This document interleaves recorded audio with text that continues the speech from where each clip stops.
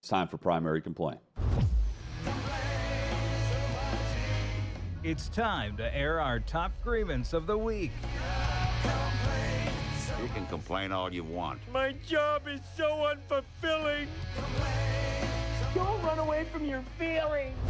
It's time for Primary Complaint on Outkick 360.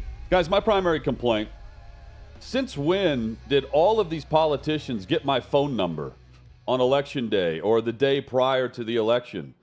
I don't even get calls from Orwan in India any longer.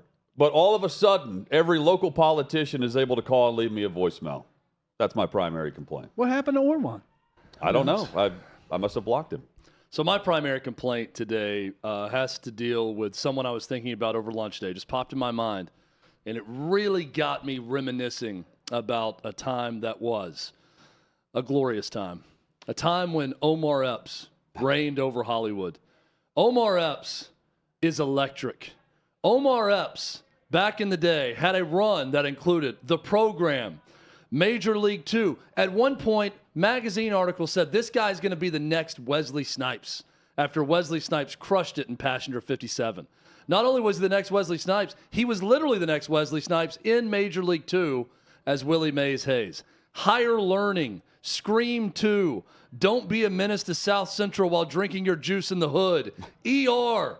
The hits kept coming. ER. The Wood, Love and Basketball. And that ended it in 2000. 2000, he started doing films like Brother, Dracula 2000, something called Perfume, Big Trouble, Conviction, Def Jam, Fight for New York. He was the voice of a video game that was Def Jam, Fight for New York. I saw Omar Epps in This Is Us in 3 episodes. Once again, the man at 49 years old remains electric. Omar Epps deserves better. Marvel, you've got movies coming out. Make the guy a superhero. Do something. I need this guy in my life again. Omar Epps was robbed from us by Hollywood for far too long. He's still a young man. Bring back the electricity that is Omar Epps. That is my primary complaint. I loved his work in House. You didn't mention House. He was fantastic. House was the one respite during the last 20 years where he had something going for him. House was a terrific show.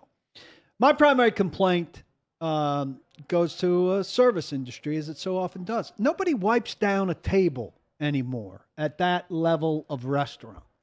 I go, I order, or I get seated, and the table's never wiped down. It's never ready for me. I have to request somebody wipe it down. There's certain things you shouldn't have to request. After somebody's finished with the table, part of the process of seating me at that table or telling me I could sit wherever I like needs to be that you wipe down the table. I don't want somebody else's slop. You have to clean it. It's mandated.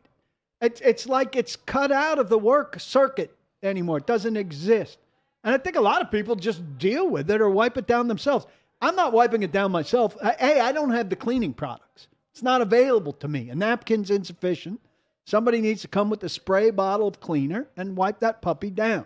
I don't understand why this has just stopped happening, but it needs to start happening again. Paul, let me take it a step further with that. Also, when wiping it down with that cleaner, I don't want too abrasive of a cleaner.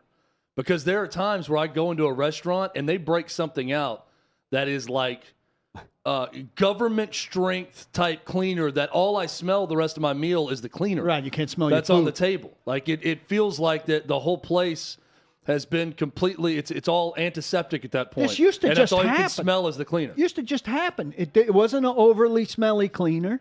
And when you sat down, the table was cleaned already and it was dry already and it was ready for me to sit down and eat at.